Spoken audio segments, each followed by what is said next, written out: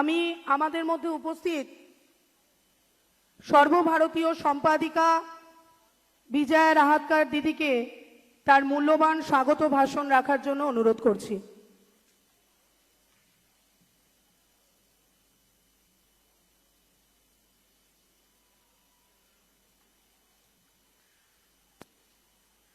बोलो भारत माता की जय।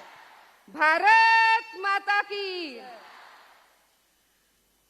आज के हमारे इस टाउन हॉल के कार्यक्रम के लिए उपस्थित हमारी सभी की सम्माननीय लाडली बहन, जो कि आज हमारी केंद्रीय मंत्री है, ऐसी आदरणीय स्मृति ईरानी जी, मंच पर उपस्थित नीलांजना जी, उनके साथ साथ मेरी बहन रिद्धि जी और हमारी बहन कमला जी और मेरी प्यारी प्यारी बहनों, आज बड़ी खुशी की बात है कि इस टाउन हॉल के लिए हमारे सबके साथ रूबरू होने के लिए आदरणीय स्मृति जी यहाँ पर आए हैं। और मुझे विश्वास है कि आज जो आपके साथ उनका संवाद होगा, ये संवाद के साथ साथ पश्चिम बंगाल की नारी शक्ति अधिक मजबूत होगी। स्मृति जी, यहाँ की नारी शक्ति अशोल परिवर्तन के लिए आज तैयार बैठी है। इन सभी ने तय किया है कि चाहे कटमनी हो, सिंडिकेट राज हो या इसके साथ साथ तोलाबाजी हो, इसको हम खत्म करेंगे और एक सबके कल्याण के लिए भारतीय जनता पार्टी की सरकार बनाने के लिए वो कटिबद्ध हो जाएंगे। अब बहुत अच्छे तरीके से आज हमारी बहनें काम कर रही है। बहनों, आप सभी का भी मैं बहुत बहुत स्वागत करती हूँ। स्मृति जी का बहुत स्वागत करती हूँ, इसीलिए कि अनेक अनेक जगह से जाके वो आप सभी का प्यार जो है, उस प्यार के लिए यहाँ पर आई है। उनका स्वागत करते हुए मैं अपने वाणी को विराम देती हूँ। आप सभी का बहुत बहुत धन्यवाद। और प्यारी बहनों, आप सभी को बहुत उत्सुकता है कि स्मृति जी के साथ हम संवाद करें, संपर्क करें। मैं अमृता को आग्रह करती हूँ कि सबसे पहले बहनों के साथ संवाद हो जाएगा और बाद में स्मृति जी अपना वक्तव्य रखेगी।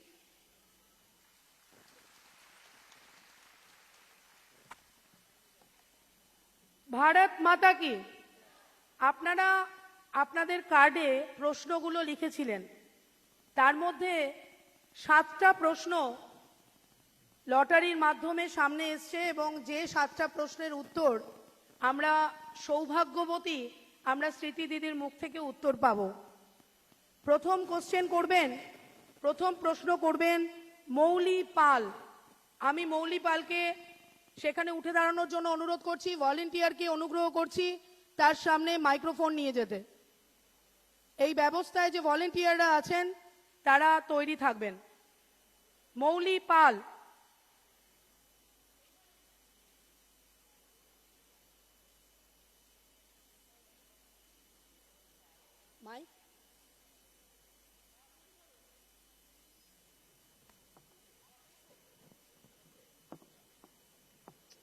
একটু এগিয়ে এসে দাঁড়াবেন দিদি।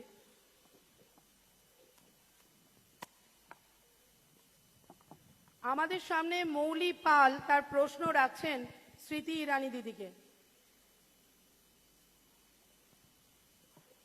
নমস্কার দিদি, এখানে উপস্থিত সকলকে। কোথায় মনে দাঁড়িয়েছো? সামনে। হ্যাঁ, বলো। হ্যাঁ, দেখতে পাচ্ছি মনে, এখন বলো। নমস্কার সকলকে। এই মুহূর্তে আমাদের সব থেকে গুরুত্বপূর্ণ বিষয় যেটা আমাদের মনে রয়েছে সেটা হচ্ছে কোভিড পরিস্থিতি, এবং ভারতীয় জনতা পার্টির পক্ষ থেকে এই মুহূর্তে কোভিড এই মহামারীটিকে নিয়ন্ত্রণে আনার জন্য ঠিক কি কি পদক্ষেপ নেওয়া হচ্ছে ভারত সরকারের পক্ষ থেকে? বাংলার জন্য, পুরো ভারতবর্ষের জন্য। আপনারা তো জানেন কি পুরো ভারতবর্ষে 8 মাসের 80 কোটি লোকেদের জন্য নরেন্দ্র মোদী সরকার বিনামূল্যে রাশনটা করে দিয়েছিলেন। সঙ্গে সঙ্গে 22 কোটি মহিলাদের ব্যাংকে খাতায় 30,000 কোটি টাকা উনি ট্রান্সফার করেছেন। কিন্তু মনি, আমি জানাতে চাই পশ্চিমবাংলার জন্য স্পেশালি 230 কোটি টাকা হেলথ আর কোভিড ইনফ্রাস্ট্রাকচারের জন্য দেওয়া হয়েছে। 1 কোটি ভ্যাকসিন বিনামূল সবাই বাঙালিরা যারা এই ভ্যাকসিনের জন্য একটা প্রি রেকুইজিট ওরা মিট করছে, স্ট্যান্ডার্ডসটা মিট করছে, এজ ব্র্যাকেট, কোমোবিডিটি ব্র্যাকেট, ওদের জন্য 1 কোটি ভ্যাকসিন বিনামূল্যে বাংলার জন্য দেওয়া হয়েছে। আজ অবধি 40 লাখ থেকে বেশি হাইড্রক্সি ক্লোরোকুইন মাত্র বাংলার জন্য দেওয়া হয়েছে। 18 লাখ থেকে বেশি N95 মাস্ক দেওয়া হয়েছে।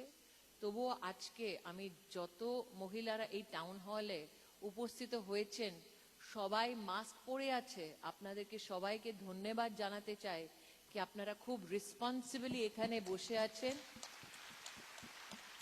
আমরা এই নির্বাচনে বিজেপির কথাটা ঘরে ঘরে নিয়ে যাচ্ছি, কিন্তু সঙ্গে সঙ্গে হাত জোড় করে সবাইকে জানাতে হবে যারা ভ্যাকসিনের জন্য এলিজিবল ওরা প্লিজ নিজের ভ্যাকসিনটা নিয়ে নিন। আর 24 ঘন্টা যদি বাইরে আছেন আপনারা মাস্ক পরে থাকুন, আর হাতটা সাবানের সাথে নাগাদ 30 সেকেন্ড ধুতে হবে। কোভিড প্রোটোকলটা প্লিজ ফলো করুন। 2 গজ দূরির কথা নরেন্দ্র মোদী বলেন, তো 2 গজ দূরি মাস্ক হে জরুরি। কেন কি আমাদের যে কেন্দ্রীয় যে সেক্রেটারি আছেন উনি এখন বাংলা শিখে গেছেন, কিন্তু আমি হিন্দিতে ওই স্লোগানটা আবার বলছি কি প্রধানমন্ত্রী জি নে কাহা হ্যায় সবসে 2 গজ দূরি মাস্ক হ্যায় জরুরি। আমরা নিজের নির্বাচনের ক্যাম্পেইনটা করছি, সঙ্গে সঙ্গে কোভিডে কিভাবে সাবধান থাকা উচিত ওই ক্যাম্পেইনটাও আমাদের করা উচিত। অসংখ্য ধন্যবাদ দিদি, জোরে হাততালি। এরপর ডক্টর সুমনা ভট্টাচার্য, এরপরে আছেন অ্যাডভোকেট জয়িতা ধর, রেডি থাকবেন। সুমনা ভট্টাচার্য। মঞ্চে উপস্থিত কেন্দ্রীয় মন্ত্রী স্মৃতি ইরানিজি এবং সকলকে আমার শ্রদ্ধেয় নমস্কার। আমার স্মৃতিজির কাছে যে প্রশ্ন সেটা হচ্ছে যে ভারতবর্ষ তথা পশ্চিমবঙ্গে সমস্ত মহিলারাই নিজেদেরকে প্রতিষ্ঠিত করতে চেষ্টা করছে, কিন্তু বর্তমানে যে তৃণমূল সরকার তার অধীনে আমাদের এখানকার সামগ্রিক এবং মহিলাদের চাকরি ন্যূনতম। তো বিজেপি যদি সরকারে আসে তাহলে এই প্রসঙ্গে তাদের ভূমিকা কি হবে? বিজেপি যদি সরকারে আসে এটা প্রশ্ন এখন নয় দিদি। বিজেপি সরকার প্রতিষ্ঠিত বাংলায় করছে, এটা আমি আপনাকে কনফার্মেশন দিতে এসেছি। আর মহিলাদের জন্য বিজেপি কি করবে আপনি জানতে চান। আমি কোভিডে প্রথম প্রশ্ন করেছিল মৌনি। আমি আজকে বলতে চাই পুরো ভারতবর্ষে আমাদের জন্য গর্বের কথা কি 6 মিলিয়ন ফ্রন্টলাইন ওয়ার্কার্স দেশের মহিলা।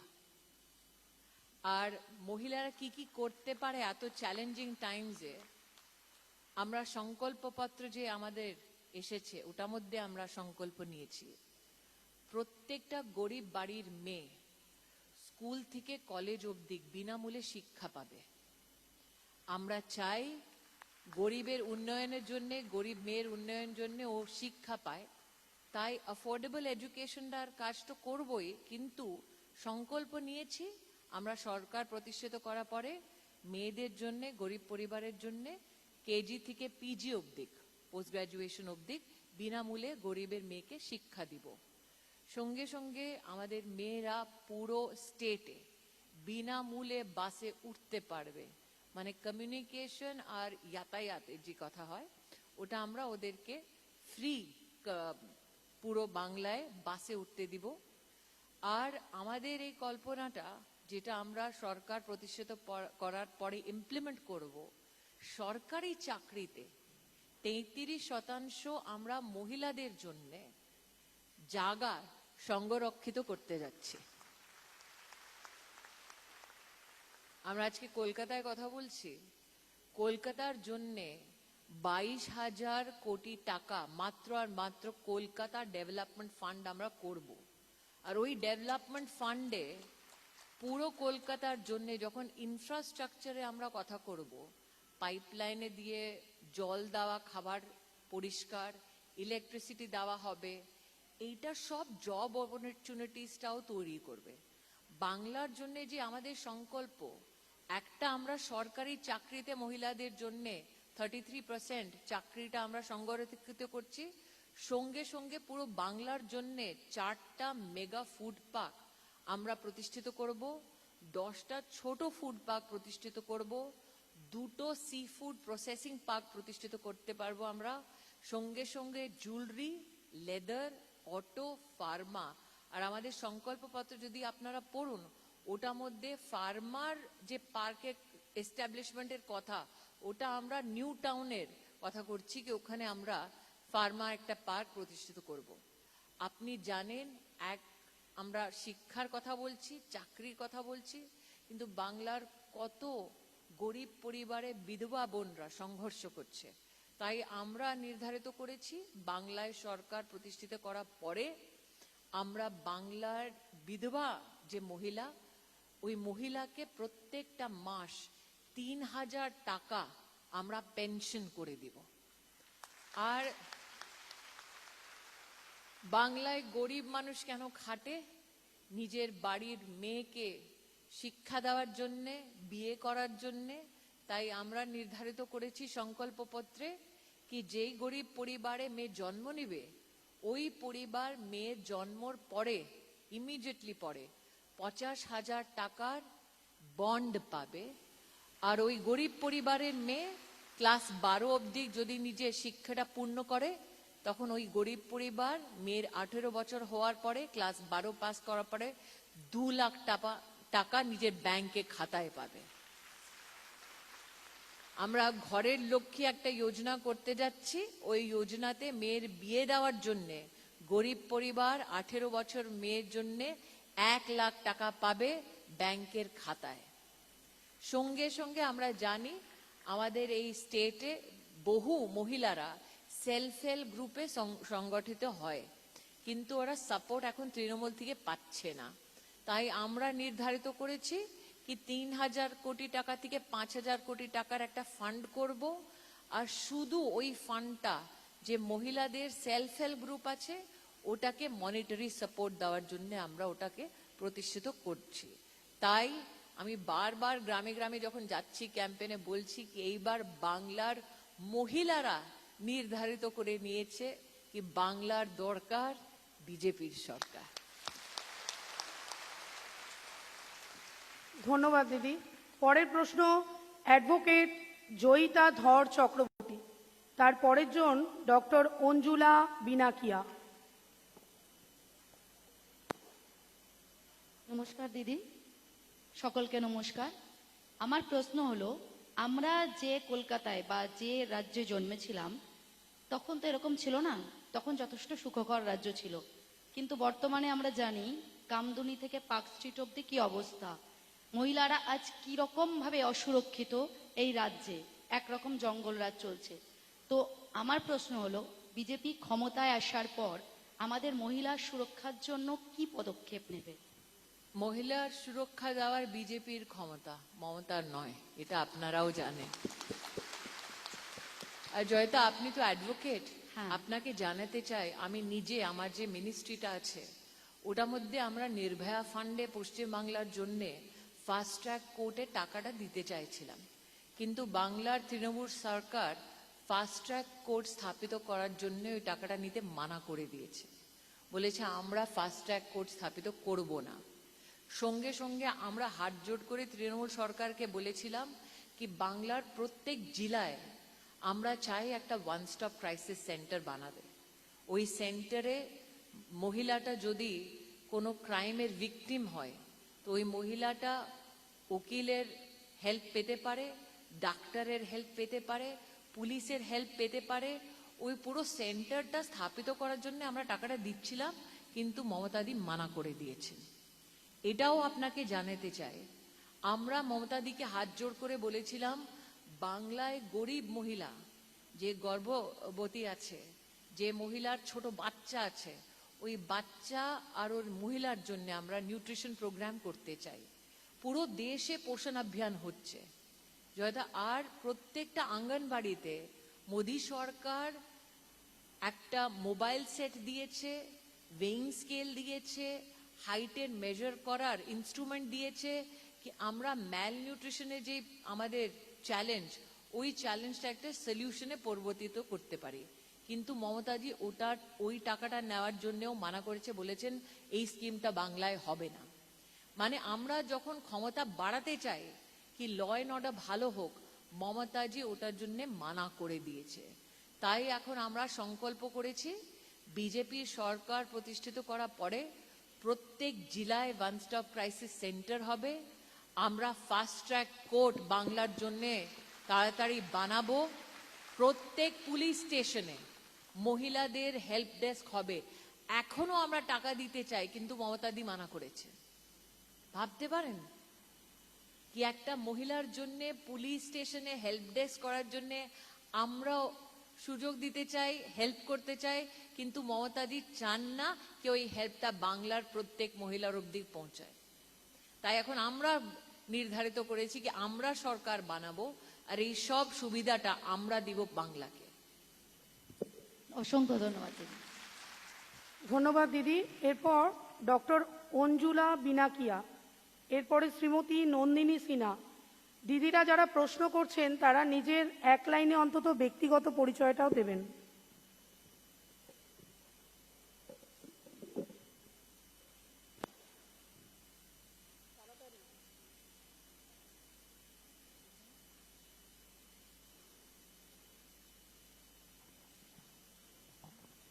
नमस्कार दीदी।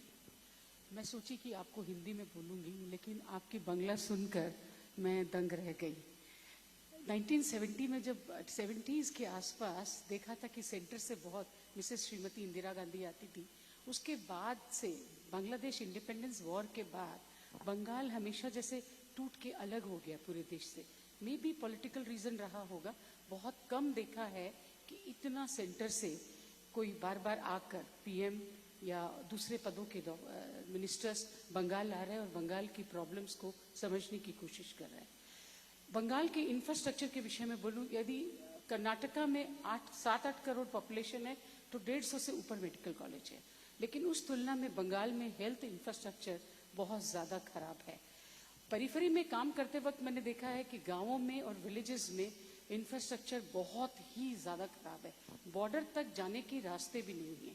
ऐसे हालात में जब कोविड पैंडेमिक इस बार विलेजेस तक चला जाएगा, हमारा इंफ्रास्ट्रक्चर ऑलमोस्ट चलाया हुआ है। शहर में किसी तरह आज की घड़ी में 100 बेड भी नहीं है कोविड के लिए। ऐसी परिस्थिति में गांव के लिए बीजेपी सरकार क्या सोच रही है कि कोविड को कैसे कंट्रोल में लाया जाएगा? मैं आपने अपने वक्तव्य की शुरुआत की ये कहकर कि ऐसा आपको लगा इतने वर्षों में कि बंगाल कटा सा हुआ है। वामपंथ हो या तृणमूल, उनकी मंशा हमेशा ये रही है कि ये प्रदेश कटा हुआ सा महसूस करे, ये प्रदेश गरीब रहे ताकि उनकी राजनीति चलती रहे। लेकिन नरेंद्र मोदी ने साफ कहा है कि बंगाल भारत का है, भारत बंगाल का है। और हम लोग आपके साथ। और जब हम एक राष्ट्र में एक साथ सुविधा देने की बात करते हैं तो हमारे लिए दुख की बात होती है जब बंगाल के मुख्यमंत्री बंगाल के गरीब परिवारों तक हेल्थ इंफ्रास्ट्रक्चर और सुविधा पहुंचने नहीं देती।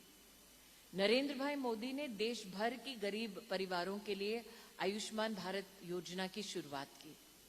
10 करोड़ गरीब परिवारों को सालाना 5 लाख रुपए की हेल्थ की व्यवस्था।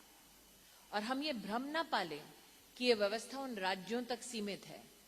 आयुष्मान भारत योजना का वो कार्ड देश भर के 24,000 अस्पतालों में लागू होता है और उस कार्ड की वजह से देश भर में महिला स्वास्थ्य में क्या क्रांति आई है मैं बताना चाहूंगी।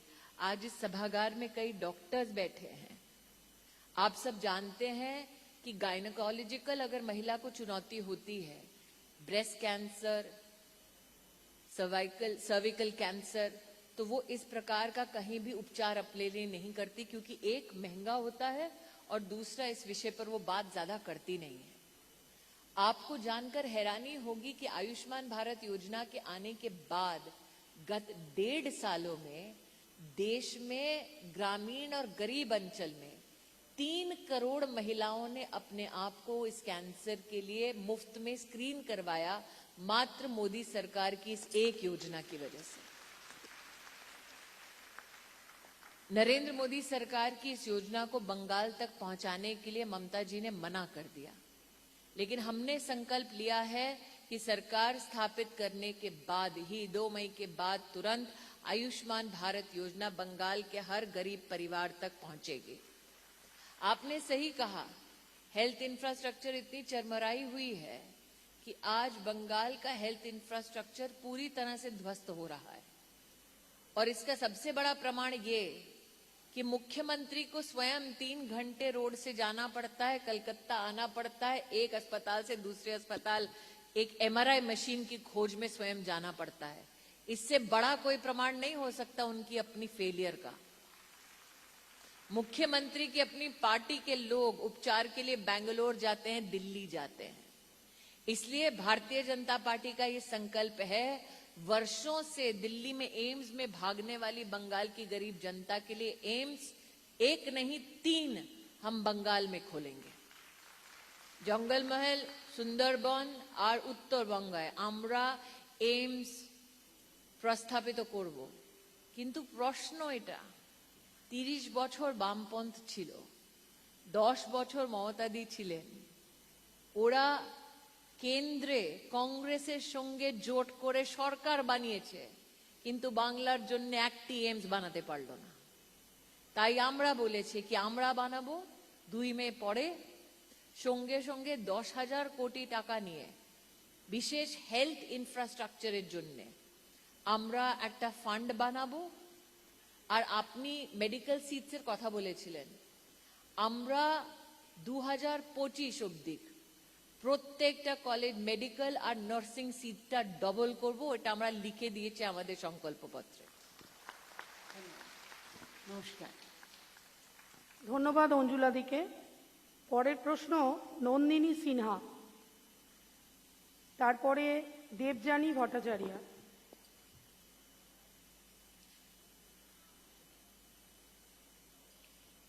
শুভ সন্ধ্যা। সবাইকে বাংলার শুভ নববর্ষের আন্তরিক প্রীতি এবং শুভেচ্ছা। It's indeed a great pleasure and honor to be putting a question in front of one of the most deserved women of the country, Sriti ji. Thank you so much for being here.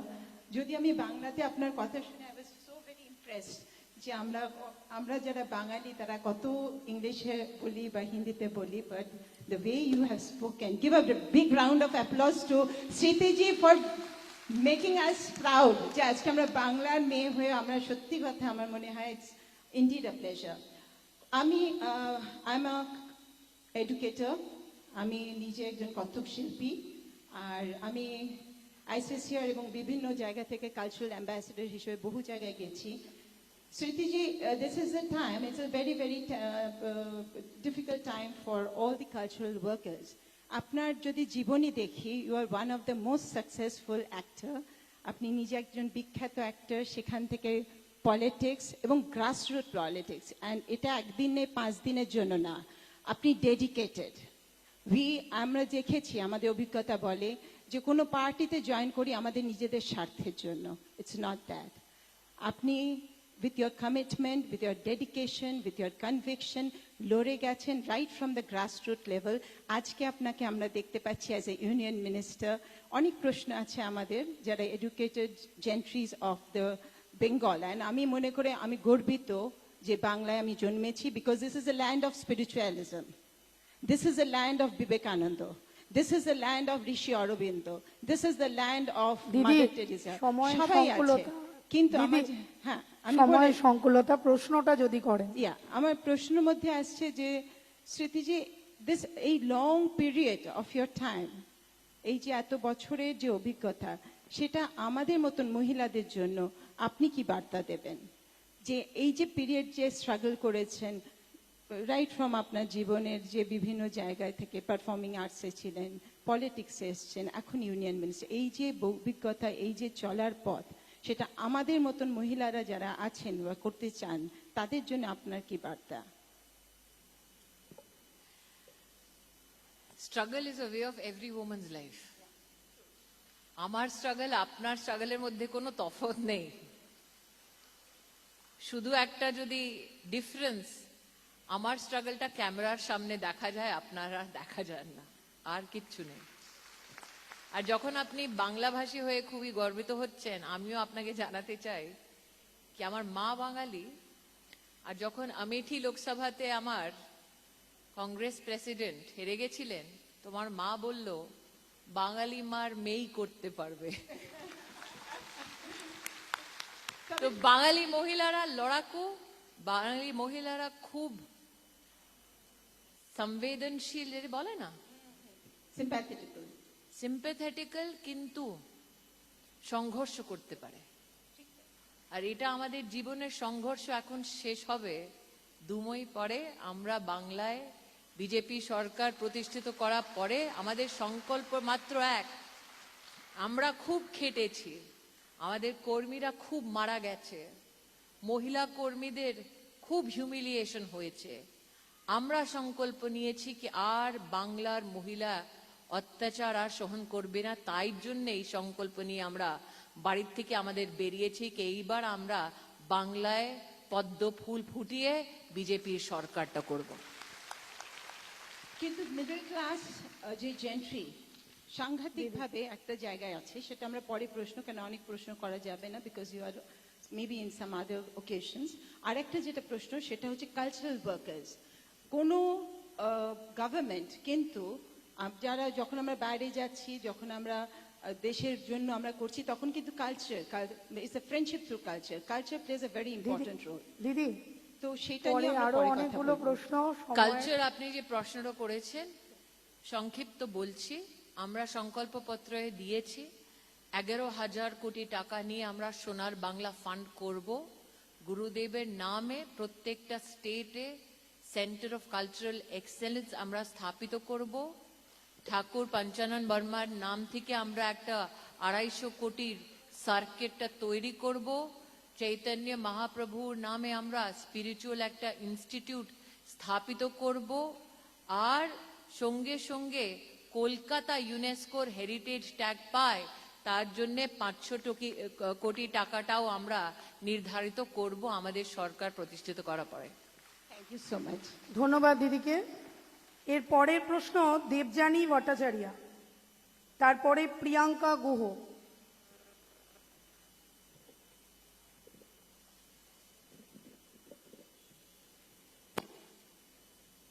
ছোট করে নিজের পরিচয় দিয়ে তাড়াতাড়ি প্রশ্নটা করব দিদি।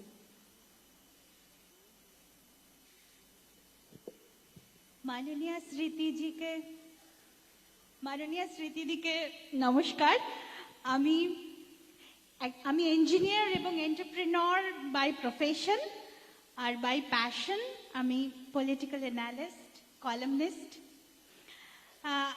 একটাই প্রশ্ন দিদি, সোজা জিজ্ঞেস করব, সেটা হচ্ছে অন্যান্য সব জায়গায় সমস্ত রাজ্যে নির্বাচন হচ্ছে, যেমন তামিলনাড়ুতেও প্রায় সমসংখ্যক অ্যাসেম্বলি কনস্টিটিউয়েন্সি, 248 বা 46টা, আমাদের এখানে 296, কিন্তু ওখানে এক দফায় নির্বাচন হয়ে যেতে পারলো, কিন্তু এখানে সেই নির্বাচনই হচ্ছে 8 দফায়, তাও কোনো শান্তি নেই, প্রচুর মারপিট, খুন জখম, নিরাপত্তা বাহিনীর ঘেরাটোপ।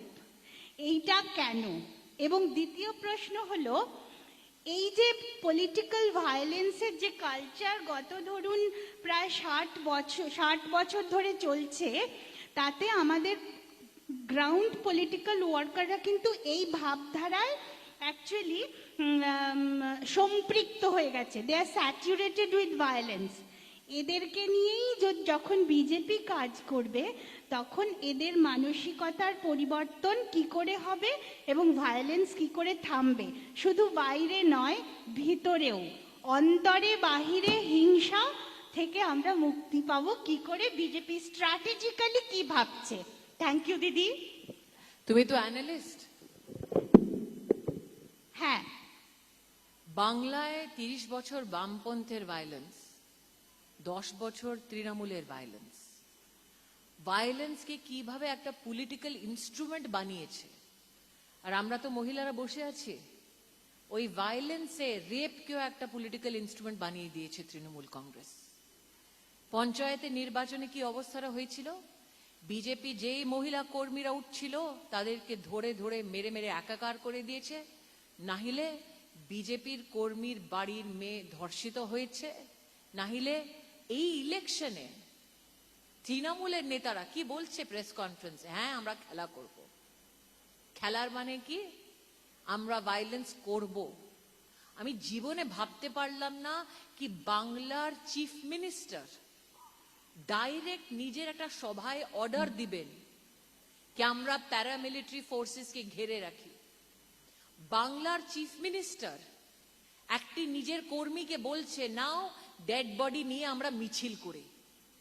বাংলার চিফ মিনিস্টার নিজে বলছে কি আমরা যেই পুলিশের কর্মী আমাদের হেল্প করবে না আমরা ওকে ইলেকশনে পরে দেখে নিব। আর তৃণমূলের নেতারা বলছে এই ভোট দেওয়ার আগে চিন্তা করে নিবি বাড়িতে কে আছে। আমি তৃণমূলের গুন্ডাদেরকে আজকে এই টাউন হলে জানাতে চাই 2 মে পরে বিজেপি সরকার প্রতিষ্ঠিত আমরা করব, আর এক একটি গুন্ডাকে আমরা জেলে ঢোকাবো। Thank you. কিন্তু আমি চাই তুমি অ্যানালিসিস বাংলায় করো তো, ইংরেজি এবং বাংলা দুটো। এখন দেশকে জানানোর সময় এসে গেছে। দেশে এই ঘটনাটা এক একটি তোমার কলমে তুমি লিখে দাও।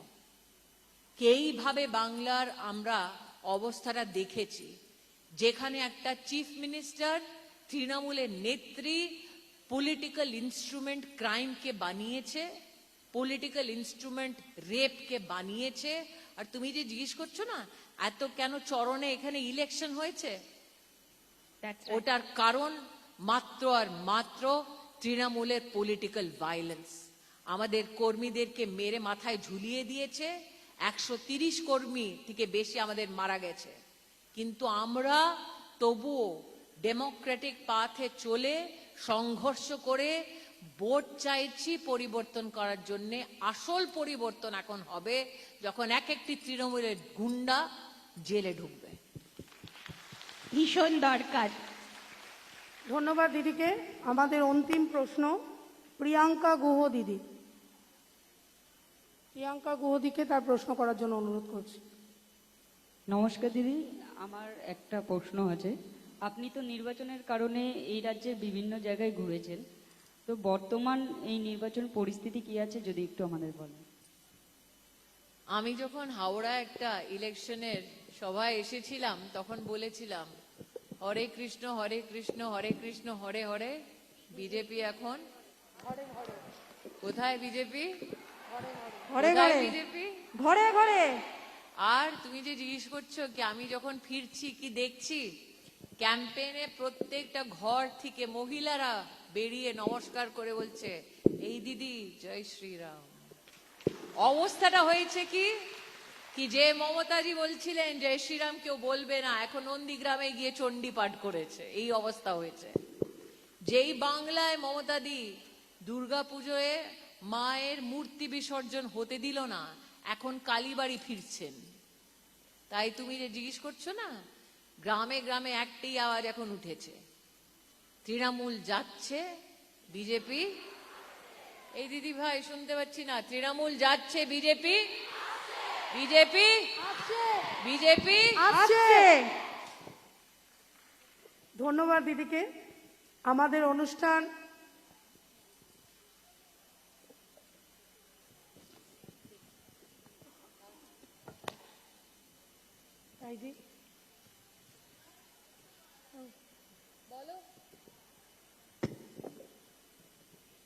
আনএমপ্লয়মেন্ট একটা বিগ ইস্যু ইন বেঙ্গল। আমার যেটা জানার আছে সেটা হচ্ছে 33% মহিলাদের জন্য গভর্নমেন্ট সুরক্ষিত রাখছে, কিন্তু এন্টারপ্রেনারদের জন্য গভর্নমেন্ট কি ভেবেছে?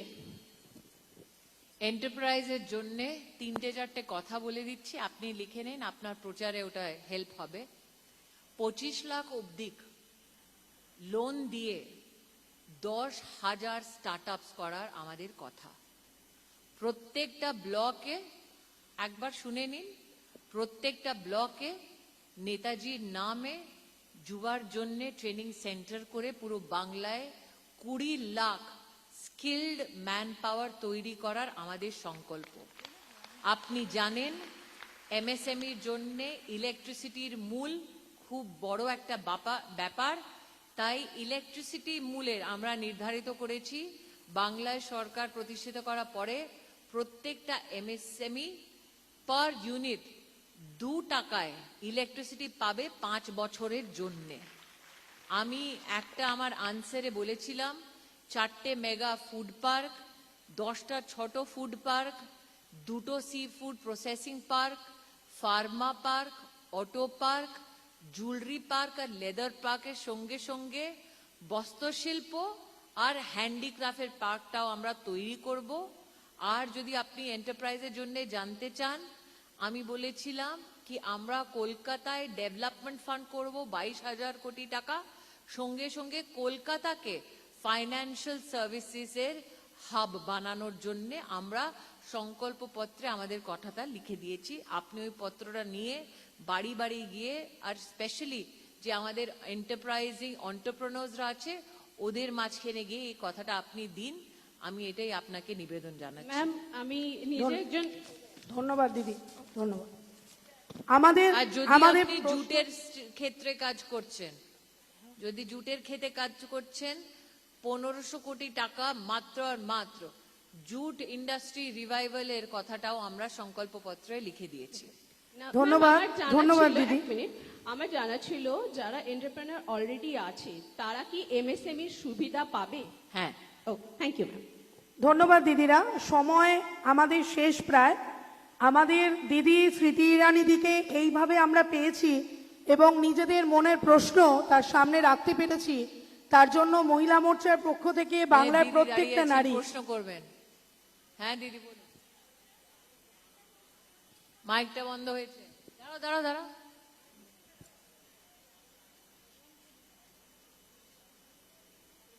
এমনি জিজ্ঞেস করে নিন, আমি শুনতে পাচ্ছি।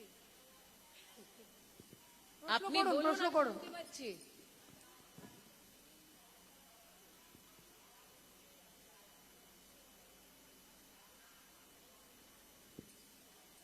দাঁড়ান।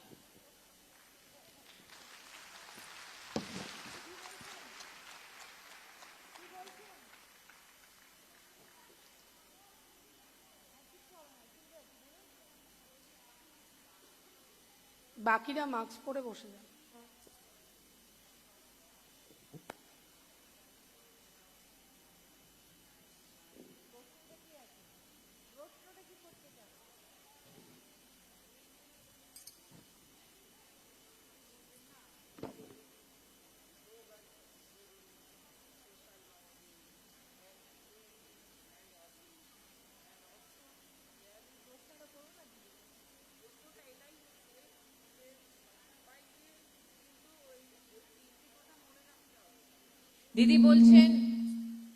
দিদি বলছেন সবাইকে মনে রাখতে হবে 2 গজ দূরি, মাস্ক है जरूरी আর হাত ধুয়ে থাকা, ঠিক?